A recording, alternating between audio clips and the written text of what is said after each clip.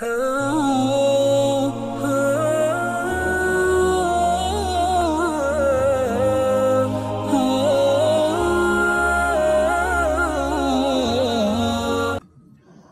dan hadirat yang dirahmati Allah Subhanahu wa taala, sungguhnya waktu dalam Islam adalah sangat berharga. Kalau orang mengatakan al-waqtu kadzahab, waktu itu seperti emas, maka kita umat Islam mengatakan al-waqtu agla minadz zahab, bahwasanya waktu itu lebih berharga daripada emas, lebih berharga daripada perak, lebih berharga daripada dolar. Sungguhnya harta itu datang dan pergi. Harta meninggalkan kita dan dia akan datang lagi sebagaimana yang kita ketahui. Adapun waktu, jika sudah pergi maka tidak akan kembali lagi. Waktu yang itu sudah pergi maka tidak akan pernah kembali lagi. Oleh karenanya dalam Al-Quran banyak sekali Allah bersumpah dengan waktu. Di antaranya wal asr, demi masa, demi waktu. Bisa diartikan demi masa secara umum, bisa diartikan demi waktu asar. Intinya bersumpah dengan waktu. Apakah waktu secara umum atau waktu asar? Demikian juga sumpah-sumpah yang lainnya. Wadduha, demi waktu duha, itu juga waktu. Wal laili, demi malam. Wan nahari, demi siang. Ya.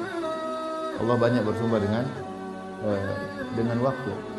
Karena waktu itu perkara yang penting dalam Islam. Karena kata Allah Subhanahu wa taala, wa huwal ladzi ja'ala al-laila wan nahara khilfatan liman arada ay yadhakkara aw arada syukura. Dan dialah yang menjadikan malam dan siang silih berganti ya, bagi orang yang hendak ya, mengingat, mengambil pelajaran atau untuk bersyukur kepada Allah Subhanahu wa taala. Jadi waktu itu dijadikan oleh Allah agar kita bersyukur, agar kita mengambil pelajaran, agar kita mengingat Allah Subhanahu wa taala. Oleh karenanya di antara nikmat yang sering terlupakan adalah waktu luang. Karena Nabi sallallahu alaihi wasallam, nikmatani maghbunun fihi ma katsirun minan nas, as-sihhatu wal faragh. Dua kenikmatan yang banyak orang terpedaya. Maghbun artinya tertipu, terpedaya. Dua nikmat tersebut kata Nabi sallallahu alaihi wasallam, as-sihhatu wal faragh, yaitu kesehatan dan waktu luang. Hingga orang tidak memanfaatkan waktu luangnya untuk kebaikan, malah menghabiskan waktu luangnya untuk hal-hal yang tidak bermanfaat, bahkan untuk mendatangkan kemurkaan Allah Subhanahu wa taala. Kalau kita lihat bagaimana para salaf dahulu, mereka benar-benar perhatian terhadap waktu, terhadap umur, karena waktu adalah umur. Sebagaimana perkataan Hasan Al-Basri rahimahullahu taala, dia berkata, ya ibn Adam, innama anta ayyam, fa idza dhahaba ba'dhuha dhahaba ba'dhuk, wa idza dhahaba ba'dhuka yushiku an yadhhaba kulluk. Kata Hasan Al-Basri, wahai anak-anak Adam, sungguhnya engkau adalah kumpulan hari-hari. Umurmu adalah kumpulan hari-hari. Fa idza dhahaba ba'dhuha, kalau sebagian hari telah pergi darimu, berarti dhahaba ba'dhuk, berarti sebagian umurmu telah pergi. Sebagian dari dirimu telah pergi. Wa idza dhahaba ba'dhuk, dan telah jika sebagian darimu telah pergi, yushiku an yadhhaba kulluk, maka dikhawatirkan akan hilang seluruhnya darimu. Jadi jika hari-hari semakin bertambah, hari-hari semakin pergi, berarti semakin berkurang usia kita. Karenanya Ibnu Mas'ud radhiyallahu ta'ala anhu pernah berkata, "Ma nadimtu ala syai'in nadamati ala yaumin gharabat syamsuhu naqasa fihi ajali wa lam yazdad fihi amali." Tidak pernah aku menyesal terhadap sesuatu seperti penyesalanku terhadap hari yang terbenam mataharinya pada hari tersebut, ajalku berkurang, umurku semakin sedikit, sementara amalku tidak bertambah. Itu hari yang paling aku sesali, kata Ibnu Mas'ud radhiyallahu ta'ala. Ini menunjukkan perhatian beliau terhadap waktu. Tidak ingin waktu hilang sia-sia.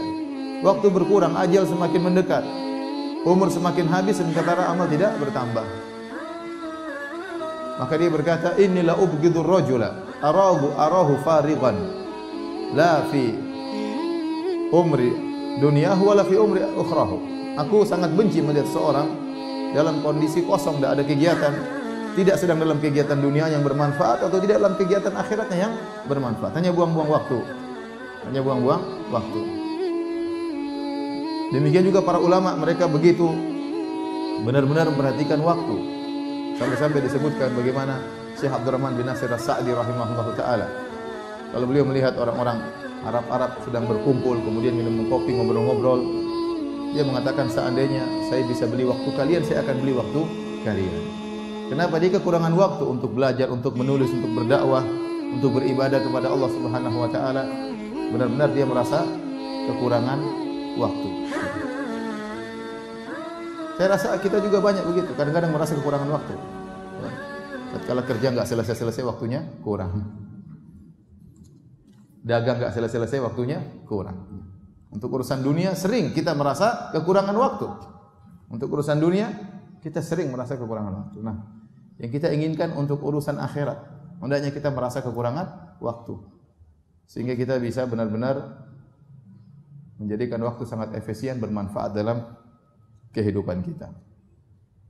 Hadirin dan hadirat yang dirahmati oleh Allah Subhanahu wa taala. Yang sangat menyedihkan jika kita dapati ada orang yang dia tidak peduli dengan waktunya. Dia buang waktunya pada hal-hal yang tidak bermanfaat. Bahkan sebagian orang saking luang waktunya sampai ada istilah membunuh waktu, bingung mau ngapain, ya. Bete di rumah mau ngapain? Mau ngabisin waktu.